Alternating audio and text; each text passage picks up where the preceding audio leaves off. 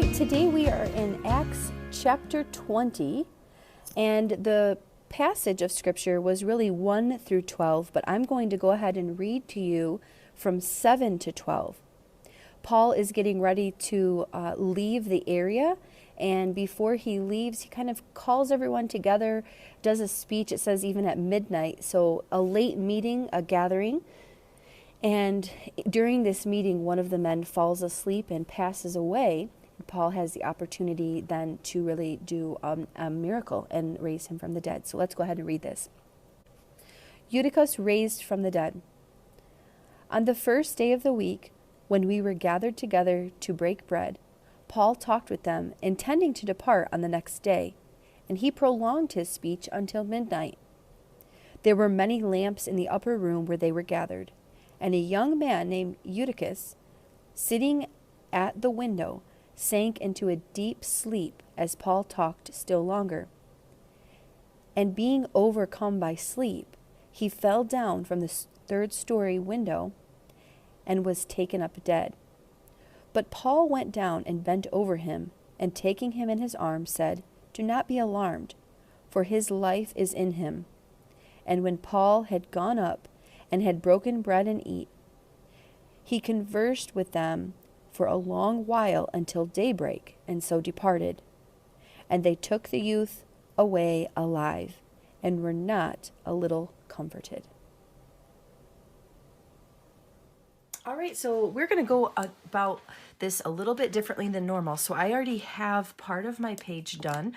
I'm just going to be using some really basic script. I think there's all sorts of things you could do for this inside picture, but we're actually going to be doing something really creative with tip-ins on this project. We're going to be making basically a window that opens up. And so what you put behind that window is really however you want to display the visual for this particular passage. I just went ahead and kept with that one-liner there, "Do not be alarmed, for his life is in him," and that is when Paul raises him from the dead and shows them the power that is in him because of Christ. And so anyway, I wanted to just kind of give you the idea for this, and then I wanted to briefly talk about the idea of painting a night sky. I thought because the window, I just picture this person, falling asleep on the windowsill in the depths of night. We know that they prolonged the speech until midnight. So we're talking early hours of the morning, and how tired this man must have been as he fell asleep. And so I want to talk about this because one of the things that we tend to do when we're thinking it's a night sky, so it's black. But we really have to be careful when we're painting with black, not to get, number one, too dull, and number two, so heavy with the black. So I may start with a little bit of a black. I can even go into this gray to get started. But what I'm going to do is actually mix this with some blues and even some purple. So I'm going to have kind of a blue tone here, and I'm going to use this spot over here. I always leave my color mixes from past projects. You'll see that my palette is very dirty. I'm sure some artists have beautiful clean palettes. I never do, because I like to just leave what I've been working with over here. So if you mix a little purple with your blue, you'll get kind of that darker, richer tone of purple, and that is something that can really work for you as well. So I want to start with those tones, and to be honest with you, we could even go into more of like a tealy green. You can definitely kind of pull in some green tones as well. I think pulling in some of those colorful tones underneath where you may have the darker sky later, it just gives it something to look at, a little bit interesting. Okay, so I'm just going to go ahead and kind of add in some of those very, very loose pieces, and I'm going to avoid very much so the areas around my words. I've got a nice piece of paper here underneath, so I'm going to go ahead and just slowly add some color in, and I'm just going to work up to a darker version. And what you'll see me doing is kind of placing colors here and there, so that and this is very watered down. These would be considered like washes of color, and that way you can really continuously move them, and kind of, I like to, like, if I place a color, place another color, then I kind of go in between there and just kind of do a nice blend. And this will start to build up this idea that there's a dark sky behind it. So you can see how using some of those purples and gray blues and even that darker green will give us like a little bit more than just black. If we were to go straight to the black on this, ooh, it could be dangerous, and it could be a little bit displeasing in the sense of just being kind of boring, to be honest with you, a little dull. So this helps to add a little flair to it. Now you're going to continue to kind of work with this. You want to let it dry. We've got a really watery washes on this, so you just have to be careful not to tinker too much. But you can also decide if you want to paint smoothly. I like to usually give rough edges to things that I'm working on. I could get in here probably a little bit in between my words and break those up a little bit, but that's totally up to you. You could also, instead of using that, I have a flat brush here I was working with, you could also work with a round brush and have a little bit of softer, just a little more delicate movements and marks with your brush strokes, and just kind of see what feels good and what feels like it makes you feel confident. You want to have some confidence when you're painting especially. All right, so once your page is dry and you feel like you have the amount of darkness that you'd like on there, of course, I don't like to go, I like to try to keep as much of my work visible so that I can go back and read the words. I'm not against covering pages, and I think that's really a personal response, but for me, I really do in most cases try to keep some sort of a transparency so that I can read through or go back and just at least be able to see what I was doing. So I have a gold pen. I also have a white paint pen. This is Paint Touch. It happens to be a really good permanent opaque white. I know that it is so tricky to find white pens. This is one that's more of a marker pen by Sakura, and I do highly recommend this pen as well. I'm almost out of this, but I'm going to try to work with it here a little bit. I also have these really cool liquid pearls, which are kind of almost like a puffy paint. Let me try to see if I can get some of this out here.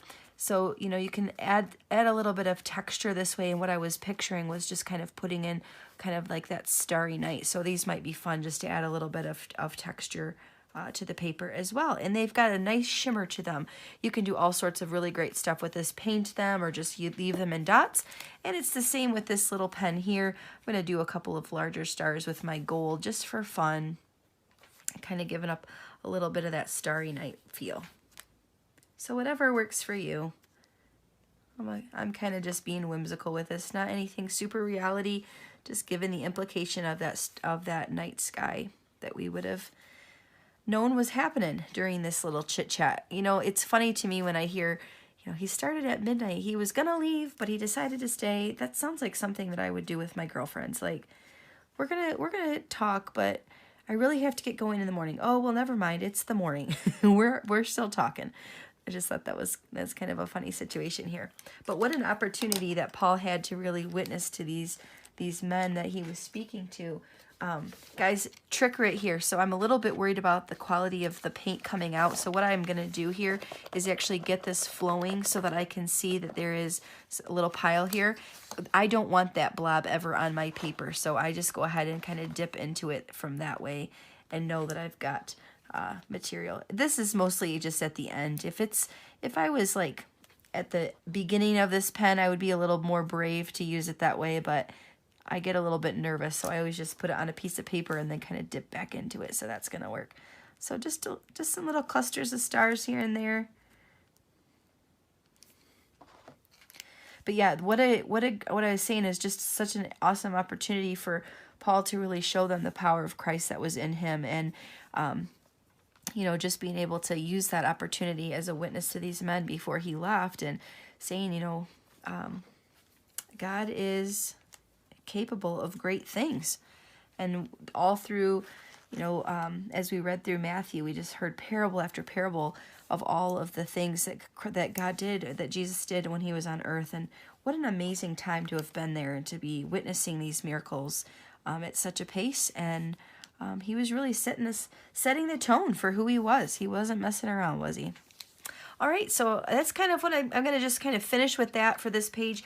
I think this would be nice. I should have said this before. Right at the tail end of my sky painting, I went ahead with like the lightest amount of gray just to tone down the starkness of my page where those words were, to kind of soften that up a bit. But I think this would be a great place for you to go back in here, either with the gold or the white, fill in, or another color of some kind, and fill in those little pieces of letters. Again, all of that depends on what you decide to do for your words, or in fact, you might be wanting to put a picture. So, all right, before I put my Bible aside, what I'm gonna do here, we're gonna be working with some paper, and I have pre-cut this paper. I'm gonna use this side just because I've got some wet paint there, to trim up 2 pieces that are just about the right size to fit here together in the middle. I don't want them to come super close to the edges here, so you can see I've left a tiny bit of white there. And then I also don't want them to fall over too much on the sides. I know these could kind of squeeze in there, but I want them to stay kind of on this main section. The reason for that is we're going to create 2 windows that are tip-ins. And in order to do a tip-in, we're going to want this to be attached here on the edges so that this can open and close, and this can open and close. So I'm going to go ahead and put my Bible aside, and then we'll talk about how to create some windows. Okay, so to create our windows, I simply have 2 pieces of paper that I had pre-cut to fit the size of my Bible page. I also am going to want some vellum. So you may not need both of these, but maybe we will. We might need them. We're going to use this as kind of the glass of our window. And so what we're going to start with doing is just taking these and flipping them over and using a ruler to kind of map out where we want our window panes to be. Typically, we're just going to do like old school window pane. I'm going to put like 4 cut triangles into this. So we're going to go ahead with a ruler and just kind of measure these out and draw them on. So I'll go ahead and do a time lapse so you can see how I'm gonna go ahead and do that. I'm thinking maybe I'm just gonna leave like a 1/2 inch maybe. I'm not gonna worry about being too perfect, but I'll go ahead and get this sketched out and you guys can take a peek at how I'm doing that.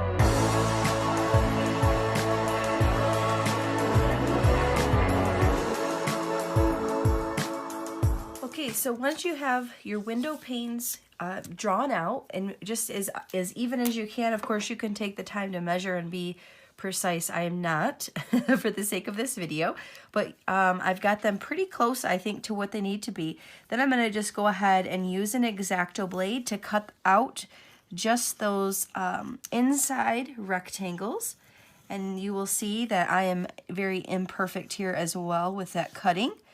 That's all right.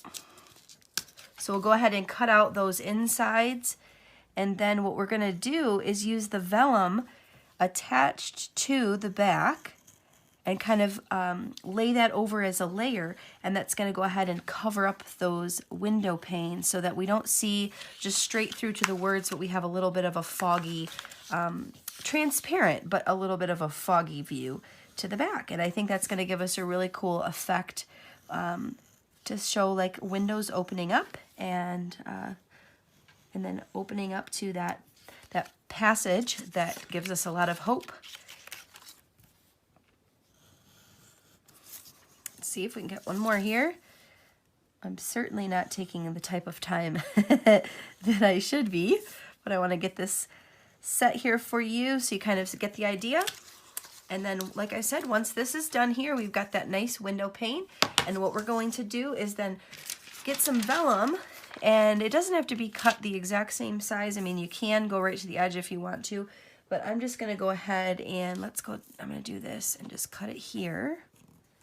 It's kind of a trick here. If you undercompensate, then you can just trim it off the edge and then move it, shift it into place.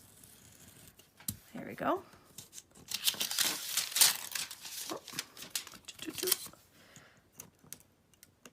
There we go. And then I can go ahead and shift this over.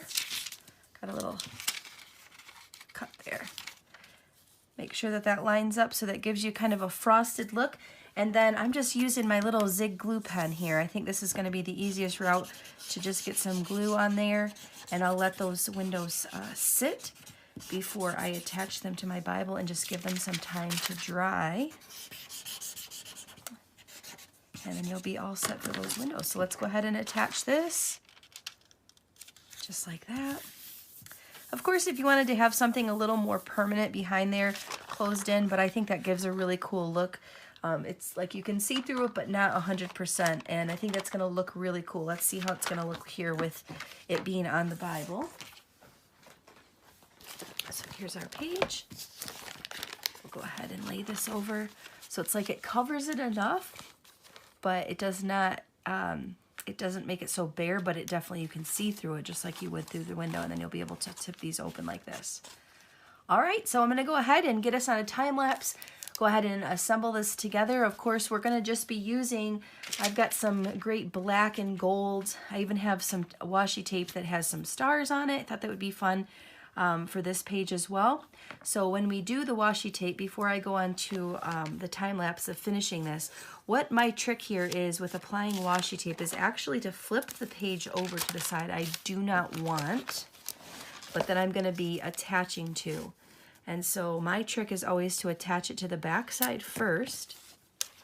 And when we do that, we want to actually, and I probably should have trimmed these edges so that they were nice, but I want to do this so that it's half on the page and half off the page, so that when I flip it over, I can see part of the tape there, and I'll be able to then add this on right where I want it, something like this, right to the edge.